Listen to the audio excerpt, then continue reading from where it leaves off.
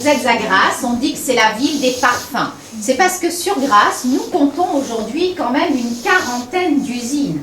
Il y a les usines de matières premières qui font les extractions. Il y a les usines de produits finis. Vous avez les usines d'arômes qui travaillent pour faire les yaourts, l'alimentaire. Vous avez les usines qui travaillent avec les essences pour parfumer les lessives, les produits d'entretien. Donc c'est l'industrie première par ici et c'est pour ça qu'on dit que c'est la capitale mondiale des parfums. On y fabrique du parfum maintenant depuis le XVIIe siècle. Mais il y a quand même une bonne raison. Nous avons la chance d'avoir ce microclimat qui a permis de faire pousser les fleurs à parfum. Donc ici on peut avoir la rose centifolia, la rose de mai. C'est l'unique qualité de rose qu'on utilise en parfumerie.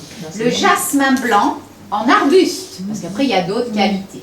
La tubéreuse, le mimosa et la lavande.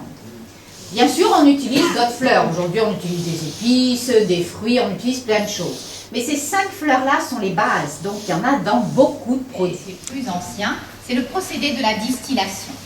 On distille uniquement les plantes dures, comme la lavande, le thym, le romarin. On met toute la plante dans l'alambic, on ajoute l'eau et on fait bouillir. La vapeur d'eau remonte par ce col de cygne et entraîne les huiles essentielles. Par la suite, cette vapeur d'eau se condense parce qu'à l'intérieur, il y a un serpentin de refroidissement. Et comme l'huile est plus légère que l'eau, les huiles essentielles vont flotter sur l'eau. Ce sera facile de les séparer. Avec ces huiles essentielles, on compose les parfums. Mais l'eau distillée, eh bien, on la récupère pour faire les lotions toniques. Vous connaissez peut-être l'eau de thym, l'eau de bleuet, l'eau de rose. Voilà, c'est l'eau distillée qu'on récupère de l'alambic directement. Alors, c'est pas trop compliqué, hein. C'est le même principe que pour faire les alcools, finalement. Oui. Ah, c'est pas la même dégustation, hein. Je vois ça, hein. On me dit ça se boit pas, mais bon, c'est le juste principe. Hein. Voilà, vous voulez, mais voilà, un peu en demi-cercle, que tout le monde puisse voir et entendre. C'est bon. Cette fois-ci, sur des châssis, on a mis de la graisse. C'est de la glycérine et de la vaseline. Alors on en fait une pommade comme celle-ci, sur laquelle on ne met que les pétales. Alors pensez bien, ce n'est pas le même travail que dans l'alambic. Là c'est beaucoup plus délicat. Déjà, les châssis, vous voyez, ils sont mis les uns au-dessus des autres. C'est parce qu'il faut les fermer comme ceci, pour que la graisse absorbe l'odeur, c'est-à-dire tous les 2 jours, eh bien, il faut retirer les anciennes fleurs et mettre des fleurs fraîches. Et on fait ceci pendant 3 mois, jusqu'à ce que la graisse se sature. Au bout de 3 mois, on récupère enfin la graisse parfumée et on la mélange à l'alcool dans les bâtons. Au bout de 24 heures, l'alcool se parfume. Seulement, il nous reste quand même cette graisse. Alors, on a besoin de la séparer. Et pour ceci, le mélange graisse-alcool est mis dans une glacière. Comme ça, la graisse durcit. Alors, on filtre et là, on peut séparer l'alcool.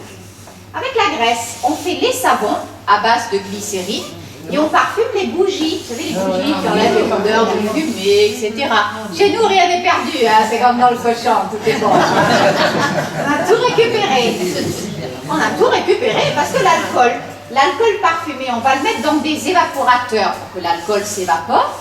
Et à ce moment-là, on récupère l'huile essentielle.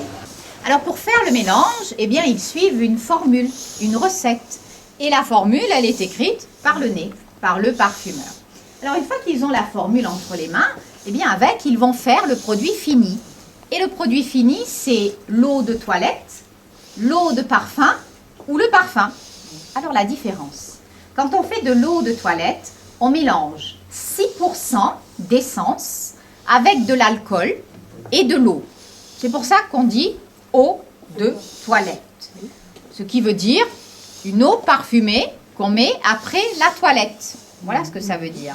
Voilà pourquoi une eau de toilette, quand on la vaporise, des fois on râle, on dit oh, je tiens pas. Certaines compositions, eh bien il va d'abord sentir les huiles essentielles, il les retient grâce à sa mémoire olfactive et comme ça il sait déjà s'il va devoir mélanger 2% de rose, 4% de jasmin pour faire une odeur plutôt sucrée ou épicée ou poudrée ou chyprée.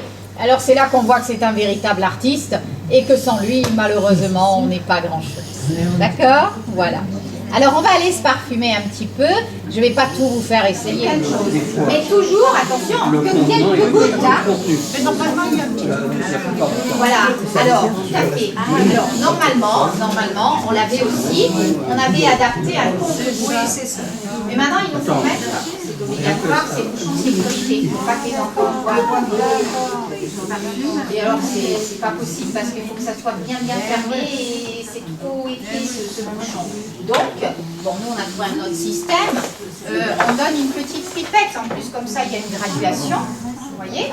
Comme ça vous prenez avec la notice, suivant ce que vous voulez en faire, que le nombre de gouttes nécessaire. Voilà, comme ça. Parce que c'est vraiment très peu à la fois. Je ne vais pas verser comme ça. Hein. Voilà, d'accord? Alors, je sais pas, peut-être. Vous l'avez tous senti et toutes senti. Alors vous comprenez mieux ce que je vous ai expliqué, qu'on ne va pas se parfumer avec ceci. Donc ça sert à tout ce que j'ai expliqué tout à l'heure. Alors bon, nous on l'a directement à l'usine, mais ça se vend sinon dans les pharmacies. Hein. Vétiver, lavande, bergamote. Ah, de l'autre côté, hein. Changer de côté, hein. Vous la verrez?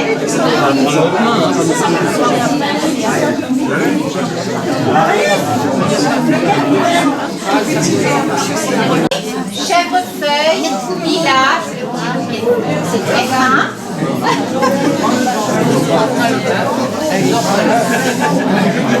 Voilà,